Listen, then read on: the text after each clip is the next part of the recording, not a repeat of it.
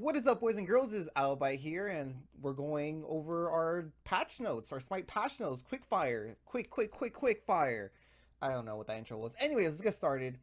So, the first thing we're going to be going over is new god skins. Kuzembo getting a new skin. Kuzembo?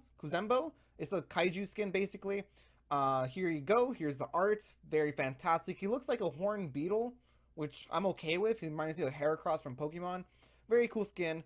And then we have Foxy Lady Daji. Now this one I have mixed feelings about, and my mixed feelings, I don't know what I mean. Anyways, this skin's really cool. I really like it. It reminds me a lot of yeah, I think that's what it's called. The Bologna skin. It's kind of like pin-uppy. Except I like this one a lot better because her clothing has a lot more character to it. I just really like this. Unfortunately, I'm not a big Daji fan, like as a goddess, but I love this skin. Um, just to mention, the Kuzembo and the Daji skin are going to be part of the Summer Smite, which is an event starting next patch. So those are the first two skins of, I think, 8 skins that are going to come out for the Summer Smite. Next, we have Ordo Aurora Freya. Aurora Freya. That's a mouthful. Cool skin. It gives her kind of like an alien vibe. It reminds you of kind of like Mass Effect, and I think her name was like Liara, like that species of alien. Her sword glows. It's really cool. This one's gonna be available for direct purchase using gems, so that's really cool. Next, we have Head Over Heels Cupid. Now this is kind of like the opposite of Derpcules, where his body's big and his head's small. This one, they said his head is about 3 times bigger than it usually is. So he's going to have a humongous head, and his voice pack is amazing. Unfortunately, this is going to be part of a new chest that's going to come out. And I'll explain that when we get to that. When we get to that chest. Next, we have Corn. Corn's getting a tier 2 skin. It's alright. Like, that's kind of how I feel. I feel like lately they've been killing it with the tier 2 skins. But this time, it's whatever. If you like Horn, if you want to pick it up, go ahead. I don't think I'm going to be picking this one up. And next we have Kukolin's mastery skins. So he's going to get his blue and gold, and then his black or like navy and gold skin. So his level 1 mastery and his level 5 mastery skin. And I believe he's going to get also his diamond. So all of those are available. Next, we have a new emote. Daji is getting a dance, which is fantastic. That's going to be available in a chest. New avatar, Salt Avatar. Cool. If you want it, that's cool. So now we have the Summer Smite. Summer Smite comes every year, where we spend lots of gems. A lot of overpriced gems to get some pretty cool skins. So by buying into it, the first 3 items that are going to be in the Summer Smite are a pedestal, the Kuzembo skin, which we already showed, and the Foxy Lady Daji skin. So those are the first 2 skins going into the Summer Smite. It's going to be fantastic. Next, we have Project Olympus. Basically, they're reamping the game engine, which is fantastic. I really love this as a kind of like a nerd. Next, or I guess the first thing, they're going, I think they're in DirectX 9, which is super outdated. Even DirectX 11 is outdated. I think most games are moving to DirectX 12, at least from what I kind of know. I could be wrong, and if I am wrong, leave that down in the comments down below. But yeah, it's changing to DirectX 11, which means it's going to have better performance. It's going to be more in line with what consoles, the kind of the structure is on consoles. So it'll be a better transition between the two, basically. So just better optimization, better, like, you're gonna get more frames once they optimize it, because this is just beta. Next, my favorite thing is the high resolution texture pack. Basically, it's like a mod, kind of like what you do with Skyrim or something like that. You download this texture pack and the game looks prettier. That's it. Resolution scaling is exactly what it looks like, or what it sounds like. So we're gonna add resolution scaling to it. By the way, you could go ahead and read these on your own, or you could pause the video and read them if you want to read through any of these notes. It's pretty long, but I'm just giving you the gist of it. Parallax occlusion mapping basically is gonna give textures a little bit more oomph to them, so like cracks will look better. textures will look better. That's basically it. And then it's changing to a 64-bit client, which will again just optimize the game, make it run better, and be more in line with kind of gaming standards today. So that's cool. The next thing they're adding, there's a lot of stuff, so just hold on. Prestige levels. So normally, when you start up Smite, when you're a new player, you start at level 1 and you grow until level 30. Now, they're adding this prestige level, which means you could go past 30 now. So they're capping it at 160. So and then they're giving like ranks to everyone. So if you reach level 31, you're a follower. If you're 51, you're an acolyte. If you're 71, an elder. 91, you get the gist. So basically, it's a cool way so you feel like you're making some progress in the game. It's a way to reward you for playing more. Pretty cool. It's not super relevant and it really won't change much. The Wisdom tab updates. So instead of it being a Wisdom tab, I believe it's going to be called... I forgot. They said it on the stream, but basically they're gonna reamp it to say to like when you see wisdom, it's like, well, what do you mean wisdom? So they're gonna rename it. It's not gonna be a wisdom tab anymore. I think it's gonna be like tutorials or learn or something like that. And basically they're gonna add videos on concepts, strategies, tactics, and all that stuff to make Smite, or people learning how to play Smite, give them a little bit of a resource to look into. Triumph chests. This is what I was talking about before. This is where the Cupid skin, the head over heel skin, is going to be. Triumph chests are basically, it's being added onto the daily login, so they're not taking away the daily login and rewards. It's a chest system where you get chests every time or not every time you win a game, but you have to win a certain amount of PvP matches, and then if you win them, you get a chest. There's like 5 different tiers. There is, give me a second, a winners, a champions, and a heroes. That's 3, and a godlike chest. So there's 4 types of chests. The higher up it is, the better loot is going to be in them. And they're, like I said, they're completely free, and it's going to incentivize you to play PvP and reward you for winning your PvP matches. So that's awesome. Bug fixes, I mean, who cares? Now, map balancing. This is going to be a really big update. So in Conquest, so this applies to only Conquest, as you can see here. Basically, snowballing is really big. So if you win, like if you're mid and jungler win mid lane, and they win mid lane pressure, they go and steal your yellow, they go and steal your blue, they get fire elementals, and so forth and so forth. Basically, what that allows them to do is level up faster than you, get that extra ability quicker, which allows them to, again, engage with you and gives them a better chance of killing you, basically. And that's called like the snowball, right? You get more experience, you level up, and you have more damage in your disposal, you have more abilities in your disposal, and allows you to combat a lot better. So what this is doing is kind of rebalancing the XP. They're rebalancing the XP in the jungle so that snowballing isn't as easy early game. So first of all, fire elementals. The small ones used to be the small elementals used to give you 30 experience. Now they're only giving you 20. They also increased the health from 90 to 160. The big elemental decreased the experience from 105 to 80. Again, so it's going to be a little bit harder to get, and it's going to give you less experience, which will allow you to not snowball as quickly. Oracles, the experience you get from them is going down to 65 from 85. Mini Cyclops, they're increasing the health of this, so it's making it, again, a little bit harder to kill, from 90 to 160. Mid Harpies, they're giving you a little bit more, so 55 experience to 58, which isn't a big difference, but it's above. And then the Gold Fury experience is from 50 plus 5 every 5 minutes. I believe that's how it's calculated. Or 100 plus 10 every 10 minutes to 50 plus 5 every 5 minutes. Or 50 plus 5 every minute. I don't know. I'm not sure how that works. But anyways, they're decreasing the experience off the Gold Fury. That way, you do the Gold Fury to get gold, and it doesn't give you that big XP boost. So that way, you don't snowball again. Next, they're adjusting towers. So The tier 2 tower is they're raising the HP from 2000 to 2500. The Phoenix from 2000 to 3000. And then they're increasing. So if your Phoenix goes down, you know, it could respawn.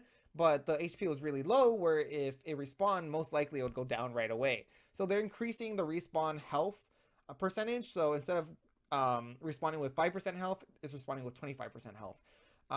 Next, we have the max increase respawn health of Phoenix from 5% to 25%. Increases max health when a Phoenix respawns from 40% to 30%. Okay. I'm not exactly sure what this first part does. Increase respawn health of the Phoenix from 5% to 25%. No idea what that means. But when it does respawn, instead of respawning with 40%, it's going to respawn with 70%. So that's a good thing. Next, we have Siege. They're making minor improvements. So they're reducing the pregame from 90 seconds to 60 seconds, which means it can start up faster. If you defeat a Siege Juggernaut, you'll now gain 65 XP and 100 gold. So you get rewarded for killing a Juggernaut at this point. They're changing the purple buff to a yellow buff, so into a speed buff. The Wild Juggernaut max health scaling, or increase it, the max health scaling by 20%, so it scales with you to make it a little bit harder to get and more rewarding to get as well. And the Juggernaut now regenerates health over time when unleashed, so that's pretty cool. Also, they fixed a part where Hui couldn't ricochet upon a certain wall, so that's cool, I guess. Now Clash, so people were hitting max level before they were able to actually finish their builds. Or no, they're finishing their builds before they would hit level 20. So they're kind of reducing the XP and the gold you get during like just time. So decrease XP spooling from 6 XP to 4 XP. And 8 gold to 6 gold. So a minor decrease, but one nonetheless. Let me take a drink of water. Alright, now we get to the good stuff. Hasten Fatalis, not a thing anymore. Gone. Bye. Just like, what was that other thing called? The basic attack, but it hit everyone. I forgot the name of it. I said it like not that long ago. I said it like 30 minutes ago. But Hasten Fatalis removed from the game. They're adding 3 new items to kind of take its place, but we'll get to that when we get to it. So the first item is Hasten Katana. So it builds off of the 1000-fold blade tree. It is cost 2,400 gold, gives you 10% move speed, 25% physical power, 25% attack speed, and the passive, hitting an enemy god with a basic attack grants haste for 1 second, causing you to be immune. So basically, this is giving you that Hasten Fatalis effect. So this item is only available for assassins. So you cannot buy this if you're a mage, you cannot buy this if you're a hunter. And this is basically giving you that hasten effect, so you can basic, get that haste effect, basic, get that haste effect. But instead of removing that penalty, it just grants you a haste effect for a second. So that's pretty cool. Then we have Hasten Ring. So this is building off of the ring tree, so like where Shaman Ring is, where Telekine's Ring is, and all that good stuff. This is built for mages. So, costs 2,300 gold. It gives you 50% magical power, 25% attack speed, which is a lot, 7% movement speed, and every time you hit a god with a basic attack, you'll get haste, so a haste effect for 4 seconds, causing you to be immune to the basic attack penalty and all that stuff. However, once it's activated, the cooldown is 30 seconds, so you can't just keep proccing it. It does have a cooldown, so you hit, you have to be aggressive, trying to use it, and then it goes away after 30 seconds. So there you go. Those are 2 items. Now the last item, well, no, never mind. This is not the last item. This item is a new item, Hunter's Bow. It builds off of short bow. So it's 12,000 gold. Gives you 10 physical power and 20% attack speed. So it is kind of like a mid tier like attack speed item. Pretty good. Pretty cheap as well. Next we have Atlantis Bow. Now this is the kind of the replacement for Hasten Fatalis. not a direct replacement, but something similar to it. So it's 2,300 gold, 30% power, 20% attack speed. Hitting a basic increases your movement speed by 7% per stack, and it stacks up to 4 times, and the stacks last for 2 seconds. So is in total you're gonna get about a 28% movement speed bonus, but if you still take that attack speed penalty, so it doesn't balance out. You'll still not move as fast as you would with hasten. However, it'll allow you to kind of strafe a little bit more, box a little bit more effectively, and chase if you need to chase as well. Next, we have Toxic Blade, which is a new item. It's an anti-heal item for hunters. 2,200 gold, 100 health, 10 movement speed, 20% attack speed, and 10 penetration. Penetration is very important.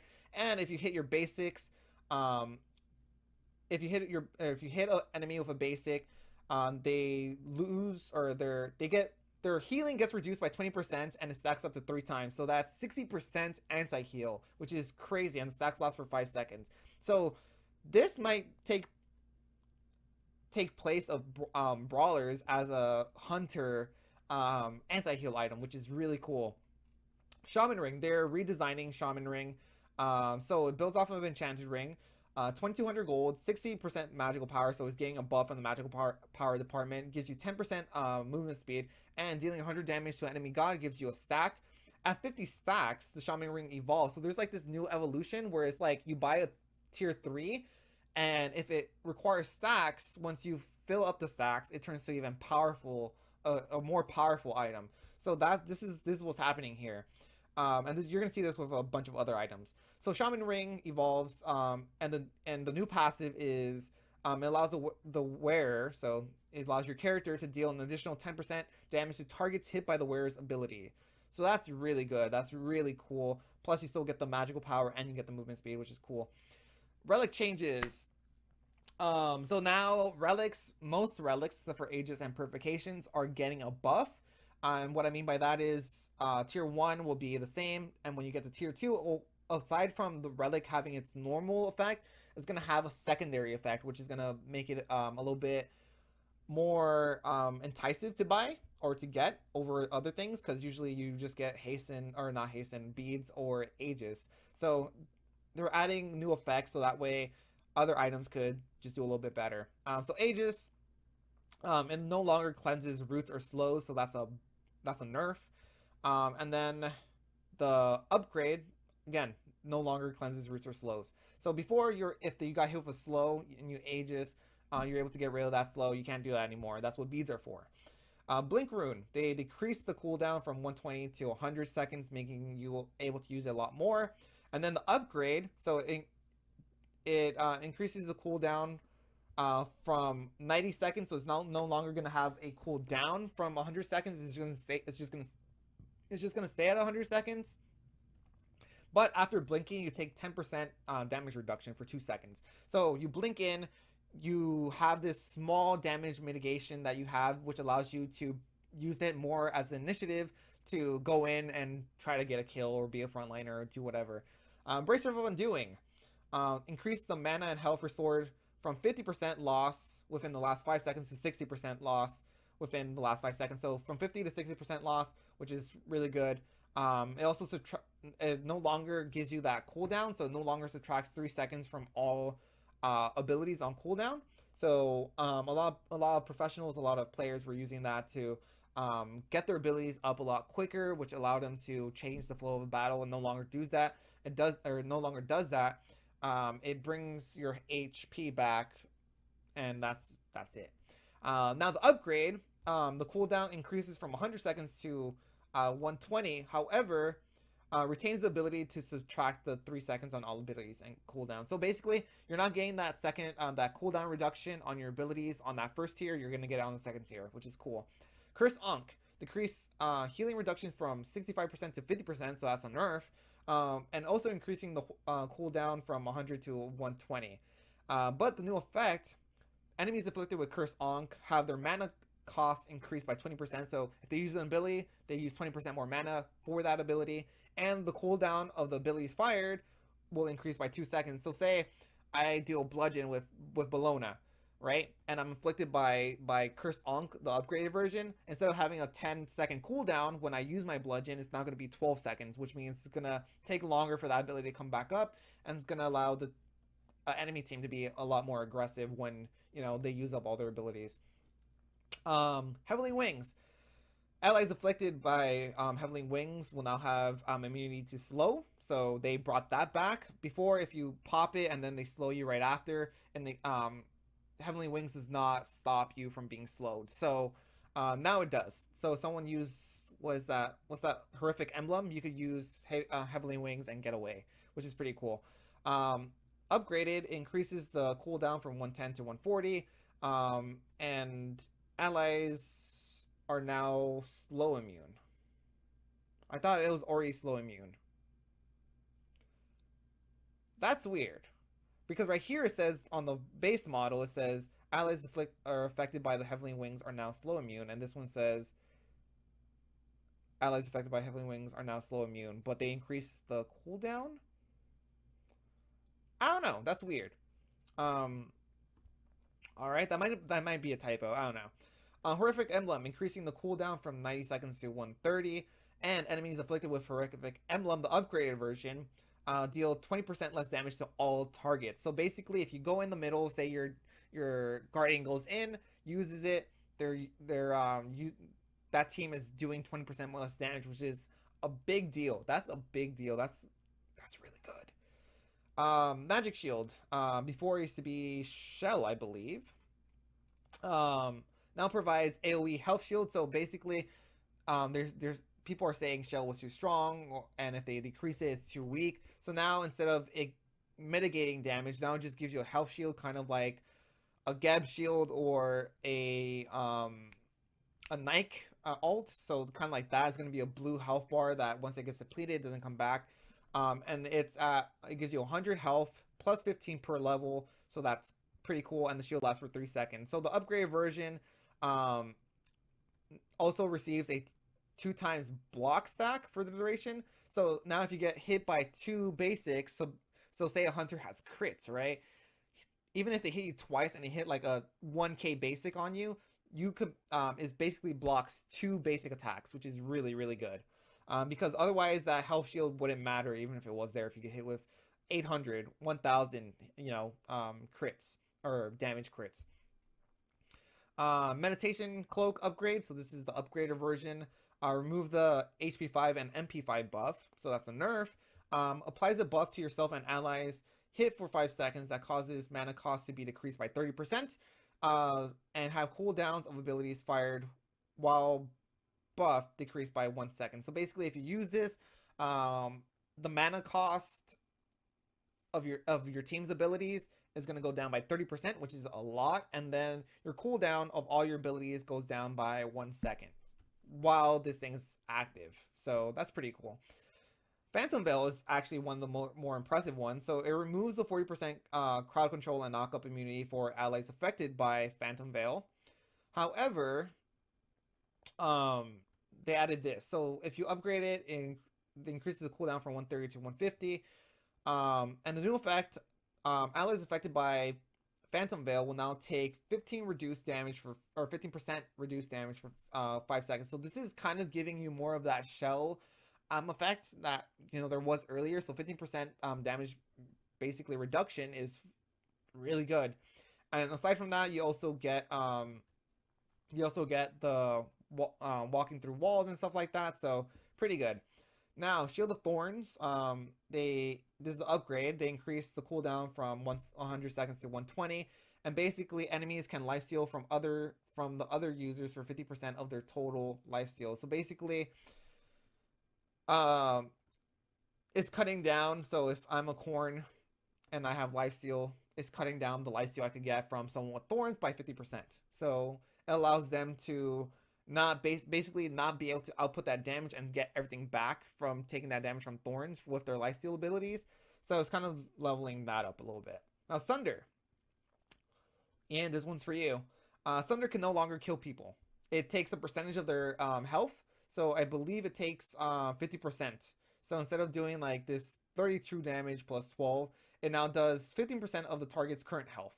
So even if the person has, let's just say 100 HP, it's only going to take away 15 HP from that 100. You can no longer kill them with it basically. And then remove the defaults that cause targets to take increased damage. However, when you upgrade it, increases the damage taken debuff from 15% to 20%. So if you use it when it's upgraded, you could use it to be more aggressive. You hit someone with it, and now they take 20% more damage, which is a lot. Again, plus it still does a 50% damage to all its health, basically, or to the entirety of the person's health. Teleport glyph. At rank 1, it can no longer, you can only teleport to towers now. You cannot teleport to wards. At the upgraded version, now you can teleport to towers and wards. So that's the trade-off. Ranga's Mask. So it has a new passive now. Each time you get an assist, you gain a stack. If you get a kill, you get 2 stacks. It provides 1% movement speed and 1% cooldown reduction. And at 10 stack, so at 10 stacks, you'll have 10% movement speed, 10% cooldown reduction, and once you finish your stacks, you're also getting 15 pen off Ragna's Mask. And now the icon evolves when it reaches maximum stack. Again, this evolving thing. Frostbound. So this is kind of to stop hunters from using Frostbound. This is kind of like a nerf to hunters using Frostbound. So range basic attacks now only apply 20% movement speed slow. So if I'm, again, a Hu Yi, and I hit someone with it, I'm not getting the full effect of Frostbound. Now it's only 20% instead of whatever your Frostbound is doing. I think it's at 30, maybe 40, if that. I doubt it's 40, but I might be wrong. Basically, you're not getting the full effect of Frostbound if you're a hunter or if you're anyone that uses range basic attacks. Melee basics with Frostbound are still slow for the original. Yeah, so the original is 30. If you're a range, it's now 20. Cool. Again, with this whole evolving icon thing, Rage is the stacking item. I think if you get like an assist or a kill, it stacks up to 5. Once you hit your 5 stacks, it changes to this icon. So, cool. Lono's Mask. It will now have a new icon when reaching max stacks. That's basically it. Boombas. Decrease healing from defeating jungle monsters from 15% to 20 or to 10%. Basically, Boombas was being picked up by mid laners, by solo laners, because, you know, as a team, you go and clear camps, and it gave you a good sense or a good source of sustainability by clearing these jungle monsters. So to decrease or to not to kind of reduce players using it that aren't junglers, they're reducing the healing you get from jungle monsters by 5%. Bancroft is a very powerful item. They're increasing the cost to 2,400. Had a brain fart there. So that's only 100 gold increase, and it's decreasing the lifesteal from 20% to 50%. Dynasty Helm. Decrease the physical protection from 30 to 25, and also decrease the penetration from 15 to 10. So basically, they're nerfing it. That's basically it. Celestial Legion Helm. Now, this is an interesting item because it has a new passive. Every 2 seconds, you receive a stack of 10 physical protections. Stacks are removed upon taking physical damage from gods. Stacks can only be gained after not taking damage. So, if you're gaining stacks, it doesn't say how far you can stack this. It does not say.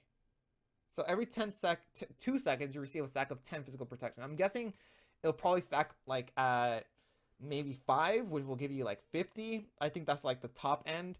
But basically, every 2 seconds when you're not fighting or when you don't get hit, you gain a stack of 10 physical protections. It stacks up. If you take damage from, let's say, a merc comes and hits you, you're losing those stacks.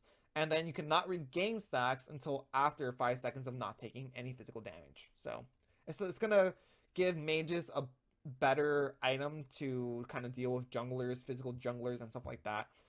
So it's pretty cool. Vampiric Shroud. Changing it to kind of better fit what it's meant for, which is a sustain item. So added 10 physical protection, which means you're going to take less from minions and potentially the enemy jungler. It removed the 4% lifesteal, but damaging enemies with an ability to restore 6 health and 3 mana can only trigger once per target per ability. So if I hit the 6 minions, I'm gaining 36 HP. That doesn't sound right. I don't know. Well, whatever. Ancient Blade added 50 health to it, and also decreased attack speed from 10% to 5%. Adventurer's Blade removed 10% attack speed, decreased the health from 150 to 100. So this is like the Wing Blade tree. So there you go. Curse Blade removed from game, sure. Witch Blade.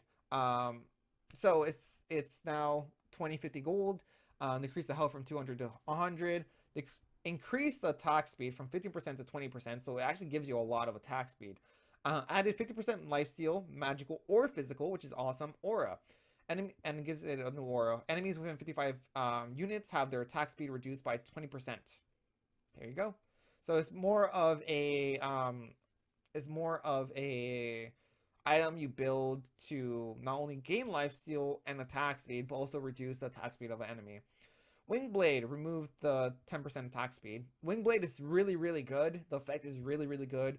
And honestly, people didn't buy Wingblade for the attack speed, so they're like, we're just gonna take it away and it'll be an item more focused toward the whole. If you get hit with a slow, you get that speed boost. Relic Dagger, 1850 gold, increase the health to 250 from 200.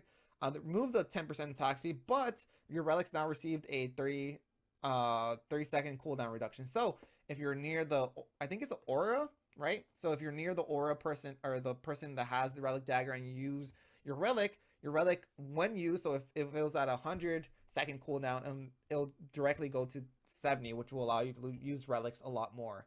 I can see this item being picked up by supports a lot, because it allows you to really use your relics, and relics are getting really good right now.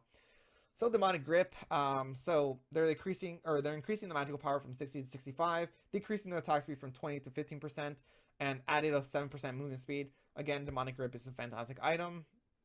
And it's more, I think it's more of a buff than not, so it's more or less like even-ish. Telekai's Ring, decrease the cost from 2800 to 27, decrease the magical power from 80 to 70, added 10% movement speed, remove the 20% attack speed, and new passive. Every time you deal damage with an ability, you gain a stack of 20 power up to a maximum of 3. So basically, you could get 60 power with this by dealing damage with an ability. You can use these stacks for 5 seconds. Pretty good. Enchanted Ring, which is I think the second tier, maybe. Decrease the cost from 14 to 12. Remove the attack speed, added 5% movement speed. Same thing here. So decrease cost from 650 to 600. Remove the 5% attack speed, added 3% movement speed. Druid Stone, decrease the cost from 700 to 600. Increase the magical protections from 10 to 20, and decrease the magical power from 20 to 10. So this is, I believe this is Voidstone Tree. Decrease the cost to 1450 to 1350. Decrease the magical power from 30 to 20, and added 50% health. So they're making this item more inclined for supports. So they decrease the cost by 50. So it's going from 220 or 2200 to 2150. Decrease the magical power from 40 to 20, but added the health, so it allows you to be a little bit more tankier and use that ability a lot more effectively. Genji's Guard, increase the MP5 from 20 to 40, which is a lot. That gives you a lot of magical MP5 sustain. Added 150 health, and increase the passive cooldown from 2 seconds to 3 seconds. Really good. That's a buff in my opinion. Oni Hunter Garb, increase MP5 from 20 to 30, just like Genji's Guard.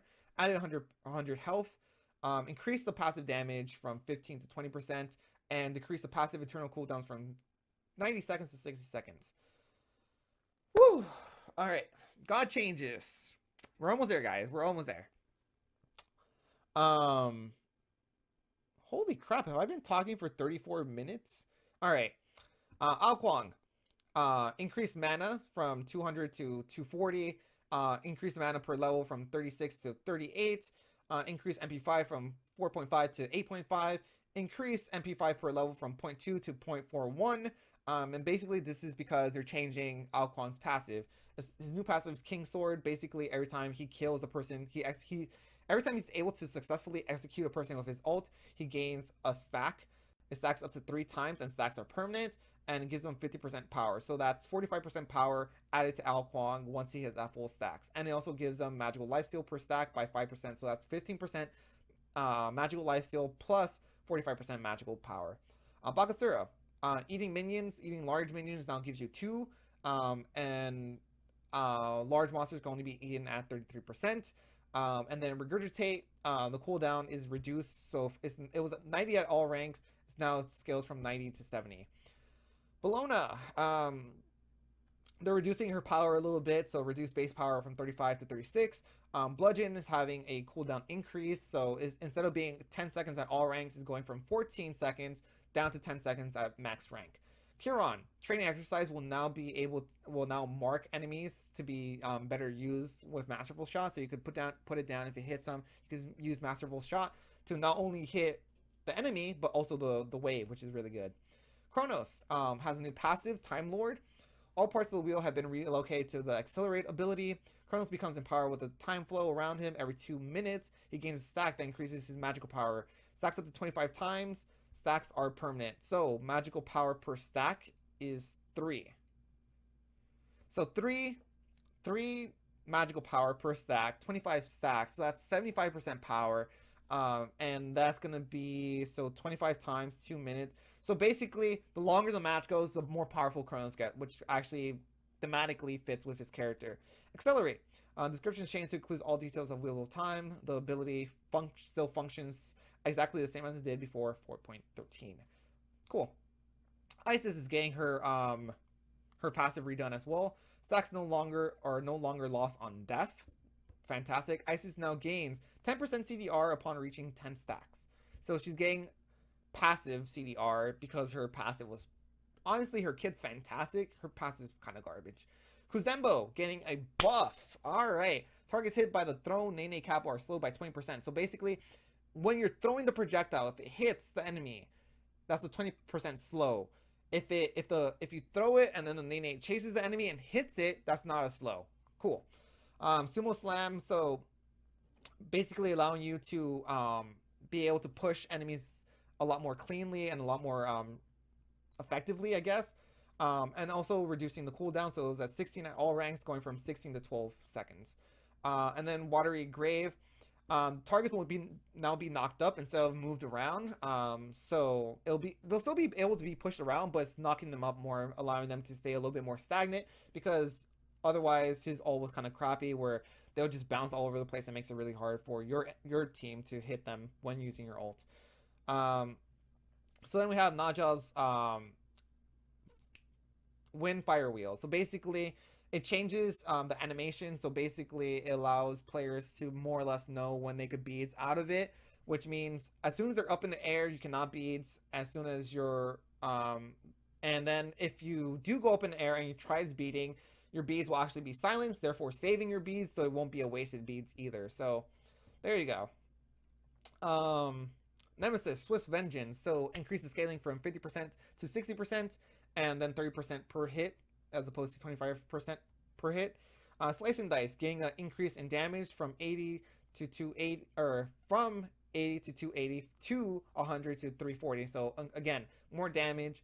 Increased scaling from 50% to 60%, and the slow is going to be 30 at all ranks instead of 30 to 50%. Divine Judgment, the power is decreasing from 50 to 30%, and basically what this allows her to do is, before she kind of used to be a burst god where you use this ult and it allows you to really just pick off someone, but if someone has ages or someone has sprints or if they get away, basically that was like your best chance to kill them. So they're increasing the damage on her other abilities so that if you miss out on kill, using your ult is not a big deal. Cool.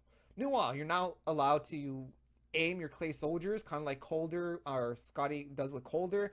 It has a smaller radius, but it's really cool and it allows you to mark enemies. And so that way, if you tell your clay soldier to attack an enemy god instead of attacking a wave, it'll skip the wave and go directly to the enemy god.